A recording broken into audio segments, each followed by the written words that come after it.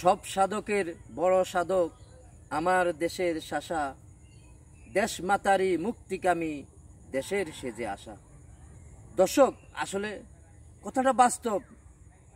কবি যে কথাটা বলেছেন, কথাটা প্রতিটা অক্ষরে অক্ষরে, প্রতিটা লাইলে লাইলে বাস্তব। কারণ দেখেন, অনেক বড় বড় সেলিব্রিটি আছে, অনেক কোটি কোটি টাকার মালিক আছে, কিন্তু তারা জানে না কিভাবে এই ধানটা ফসল ফলানো হয়। তারা জানে না কিভাবে এগুলা রোপণ করা হয়।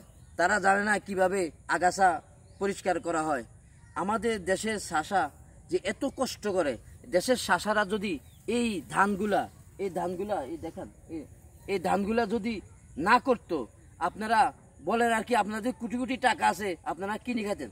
যদি এই ধানগুলো কৃষকরা মাথার ঘাম পায়ে ফেলে যদি না করতো, তাহলে আপনারা অন্য দেশের থেকে চাউল এনে খাওয়া লাগতো। কারণ আমাদের দেশে যদি চাষারা এই চাষ বন্ধ করে দেয়, তাহলে তো আপনারা অল্প দামে ধান চাউল খেতে পারবেন না। কারণ এই এই প্রথমে জমি চাষের পয়সা, তারপরে জমি চাষ করার পরে কিছু আগাছা পরিষ্কার করতে হয়, পরিষ্কার করে এই ধানের চারা রোপণ করা হয়। ধানের চারা রোপণ করার পরে তারপরে আবার এই সার দিতে হয়, সার দেওয়ার পরে আগাছা হয়, আগাছা পরিষ্কার করতে হয়, তারপরে পানি সেচ দিতে হয়।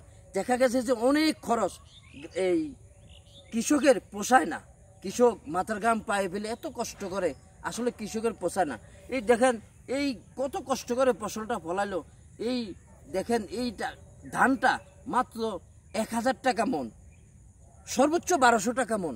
কিন্তু দেখেন, কৃষক এই সারের ওষুধ, তারপরে ওই সারের টাকা, ওষুধের টাকা, তারপরে পানি সেচের টাকা, জমি চাষ দেওয়ার টাকা, তারপরে আগাছা পরিষ্কার করার টাকা। এখন বর্তমানে কীটনাশকের এত দাম বাড়ছে, সরকার এদিকে নজর দেওয়ার দরকার। কারণ অল্প একটু ঔষধ 300 টাকা, 400 টাকা, 500 টাকা বোতল, মাত্র সামান্য একটু লিকুইড, কত 30 গ্রাম, 40 গ্রাম, 50 গ্রাম, সামান্য একটু লিকুইড ওষুধ 500 থেকে 600 টাকা দিয়ে কিনতে হয়। তাহলে এই কৃষকের কিভাবে পোষাবে? এই যে মাথার ঘাম পায়ে ফেলে এই যে ধান চাষ করে, আরও বিভিন্ন সয়াবিন, আলু, উট, আরও বিভিন্ন ফসল ফলাদি করে, কিন্তু দেখেন এই কৃষকের পোষায় না।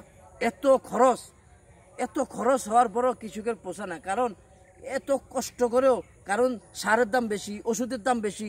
এগুলা সরকার আসলে যদি কিছু অর্থ ভর্তুকি দিয়ে কৃষককে দিত, তাহলে কৃষকের পোষাইতো।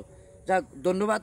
সবাই আমার ভিডিওতে ফলো দিবেন, লাইক দিবেন, আর একটু বেশি বেশি শেয়ার দিবেন। আসসালামু আলাইকুম।